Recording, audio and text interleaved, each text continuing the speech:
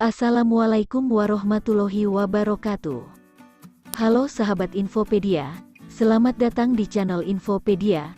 Di Indonesia sendiri tentunya ada banyak sekali ulama-ulama yang dalam tradisi keilmuan Nusantara dikenal dengan istilah wali.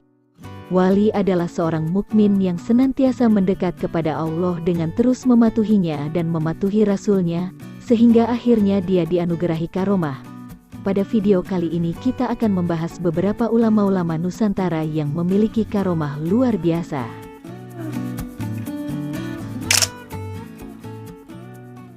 Syekh Cholil Al-Bangkalani.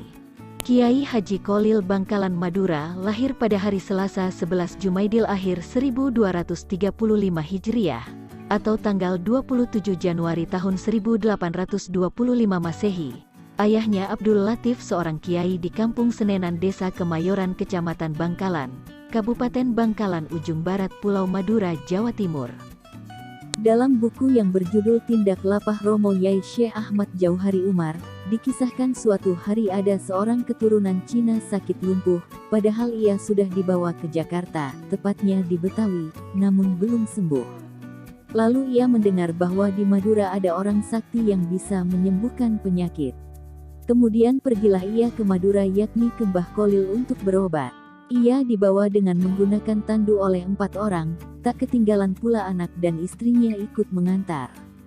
Di tengah perjalanan ia bertemu dengan orang Madura yang dibopong karena kakinya kerobohan pohon. Lalu mereka sepakat pergi bersama-sama berobat ke Mbah Cholil. Orang Madura berjalan di depan sebagai penunjuk jalan. Kira-kira jarak kurang dari 20 meter dari rumah Mbah Cholil, muncullah Mbah Cholil dari dalam rumahnya dengan membawa pedang seraya berkata, "Mana orang itu biar saya bacok sekalian." Melihat hal tersebut, kedua orang sakit tersebut ketakutan dan langsung lari tanpa ia sadari sedang sakit. Karena Mbah Cholil terus mencari dan membentak-bentak mereka, akhirnya tanpa disadari, mereka sembuh. Setelah Mbah Cholil wafat, kedua orang tersebut sering ziarah ke makam beliau. Kiai Hashim Asy'ari Jombang. Kiai Haji Muhammad Hashim Ash'ari, bagian belakangnya juga sering dieja Asy'ari atau Ash'ari, lahir tanggal 10 April tahun 1875 Masehi atau 24 Zulkaidah 1287 Hijriah, dan wafat pada tanggal 25 Juli tahun 1947 Masehi dan dimakamkan di Tebuireng, Jombang.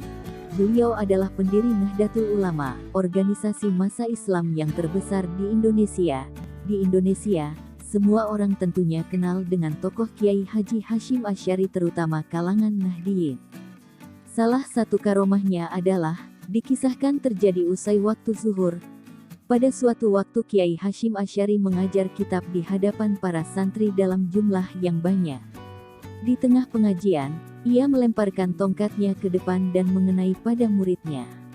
Ia bersikap apatis dan tidak mau menghiraukan tongkatnya yang mengenai pada santrinya. Santri yang kesakitan itu berusaha menahan diri untuk tetap dalam posisi demi menjaga moralitas terhadap guru. Sejenak murid tersebut teringat bahwa dirinya belum sholat zuhur, sedangkan waktu zuhur akan berakhir.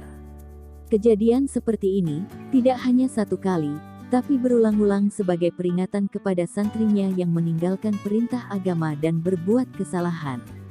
Kiai Haji Hashim Asy'ari memang sosok yang luar biasa. Di samping dikenal sebagai tokoh Islam dan pendiri Nahdlatul Ulama, beliau juga dikenal sebagai pahlawan nasional. Salah satu dari jasa beliau adalah mengenai peran serta beliau ketika terjadi Perang Kemerdekaan di Surabaya. Ketika itu Kiai Haji Hashim Asy'ari mengeluarkan resolusi jihad yang mewajibkan setiap orang Islam yang tempat tinggalnya berjarak di bawah 96 km dari Surabaya, mereka wajib datang ke Surabaya untuk berperang melawan penjajah.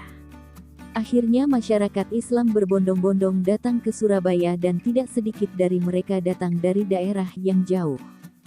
Sehingga tentara penjajah mengalami kerugian besar pada saat perang tanggal 10 November itu, yang kemudian hari itu diperingati sebagai Hari Pahlawan oleh bangsa Indonesia sampai sekarang.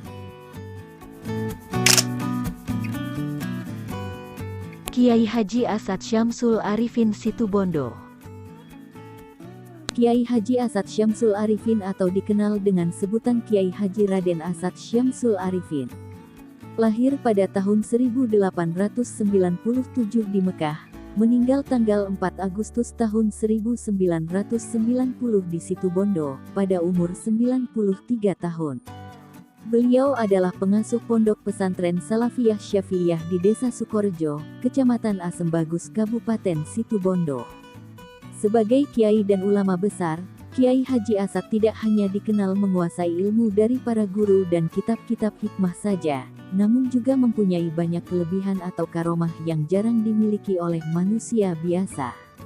Seperti halnya diungkapkan Kiai Haji Fawaid Asad, salah satu putra almarhum mengatakan, jika kelebihan atau ilmu-ilmu bela diri yang dimiliki oleh sang ayah memang cukup banyak, ada kisah yang mengisyaratkan bahwa Kiai Haji Asad memang bukanlah ulama sembarangan. Kisah itu terjadi pada saat Kiai Mujib atau teman Kiai Haji Asad diajak Kiai Haji Asad menghadiri 8 acara walimah haji yang berada di luar kota. Keduanya pun berangkat dari rumah sekitar pukul 20.30 waktu Indonesia Barat. Namun anehnya, Kiai Mujib baru merasakan keajaiban yang dialaminya setelah kembali di Sukorejo.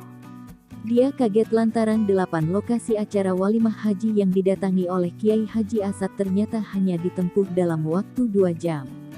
Padahal perjalanan pulang pergi saja memerlukan waktu 2 jam, sementara mereka harus mengunjungi 8 kali acara yang tempatnya masing-masing sangat berjauhan.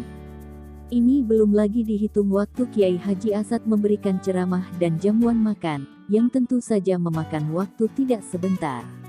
Ini ajaib, mana mungkin 8 acara yang tempatnya saling berjauhan dan memakan waktu berjam-jam itu, bisa dilakukan hanya dalam 2 jam, ungkap Kiai Haji Fawaid. Usut punya usut, seminggu kemudian, di Sukorejo, Haji Aziz akhirnya memperoleh info mengenai keributan yang hampir saja terjadi di antara pemilik 8 acara walimah tersebut karena masing-masing ngotot didatangi Kiai pada saat yang bersamaan. Akhirnya, mereka sama-sama heran, sebab masing-masing mempunyai bukti berupa foto Kiai berada di rumah-rumah mereka, imbuh Kiai Haji Fawaid. Demikian ulasan beberapa ulama-ulama Nusantara yang dipercaya sebagai wali. Semoga bermanfaat dan saya akhiri. Wassalamualaikum warahmatullahi wabarakatuh.